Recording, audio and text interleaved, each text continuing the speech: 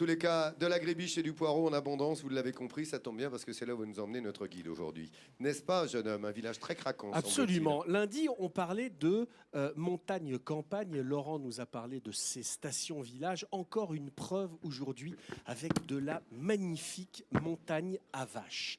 Mais quelle vache! Déjà, elles produisent un lait magnifique, ces vaches abondantes qui permettent de faire un fromage totalement unique.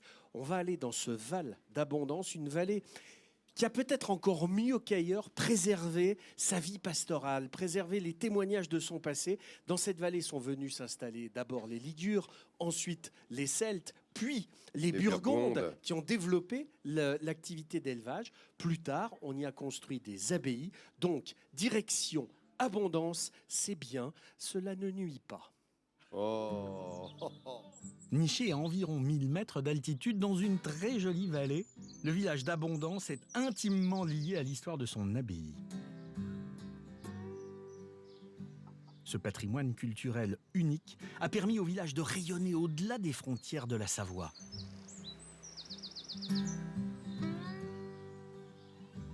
Construite au XIIe siècle, l'abbaye possède encore son cloître et son église abbatiale. Ici, une église qui a une hauteur sous la voûte de 18 mètres. On est bien sûr très loin des grandes cathédrales, mais il est vrai que pour une église de montagne, c'est vraiment important. Alors le cadre est absolument charmant, effectivement. Donc, quand on a l'abbaye d'Abondance en fond pour les photos de mariage, c'est très sympathique. Endommagée par plusieurs sinistres au cours des siècles, l'église a été restaurée à plusieurs reprises. Au XIXe, l'artiste italien Casimir Vicario a réalisé ces magnifiques peintures en trompe-l'œil. Et finalement, il ne subsiste de l'édifice médiéval que le déambulatoire et ses 7 chapelles rayonnantes. Alors le déambulatoire, il permet en fait de circuler, notamment en procession, tout autour du chœur, et il dessert 7 petites chapelles, donc chaque chapelle étant dédiée à un saint différent.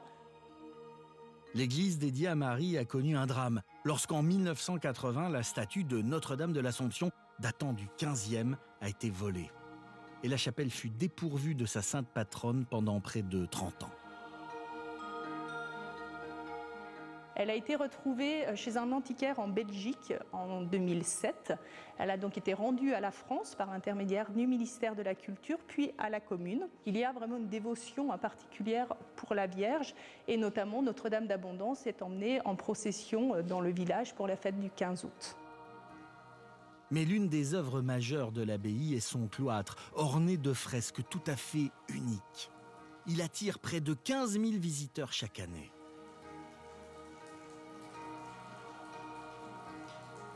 Jean-Marie Benant est un enfant du pays. Il a consacré une partie de sa vie à l'étude de cet ouvrage. Oh, il est décoré de remarquables peintures, c'est ce qui m'intéresse. Et puis, c'est un bâtiment très important dans les États de Savoie, sur le plan architecturel.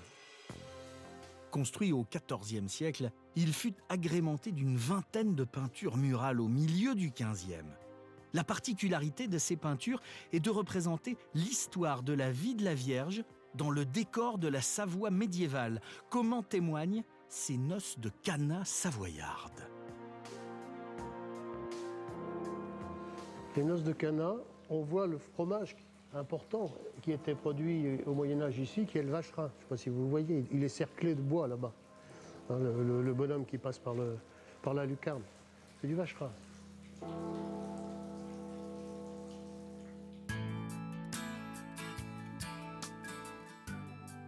Et autour du village, on peut encore admirer ces fermes traditionnelles qui témoignent de la richesse agro-pastorale encore très présente dans ces vallées alpines.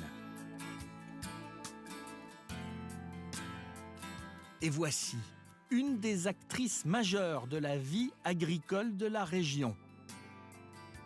La vache de race Abondance. Présente dans ces montagnes depuis plus de 15 siècles, elle partage son nom avec le fromage produit dans ce même village.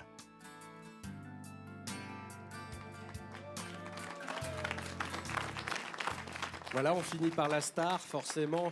la vache qui fait ce fromage qui est un intermédiaire entre le gruyère et le reblochon, une pâte pressée demi-cuite Oui, parce qu'elle est plus souple Voilà. qu'un gruyère. qu'on fait saumurer quelques jours, qu'on affine pendant 3 à 4 mois et ça donne un fromage qui est protégé par une AOC depuis 1989 qui est devenue une AOP aujourd'hui et avec laquelle on peut faire un formidable gratin qui s'appelle le Berthoud. Et C'est léger, c'est bon. C'est léger, c'est Ouais. merveilleux. il faut Voilà, savoir montagne. qu'il y a quand même 300 producteurs de lait là, en Haute-Savoie, ce qui Mais est oui. énorme. Je peux vous dire qu'il y a 30 ateliers de transformation, ce qui est beaucoup aussi, et 60 producteurs fermiers.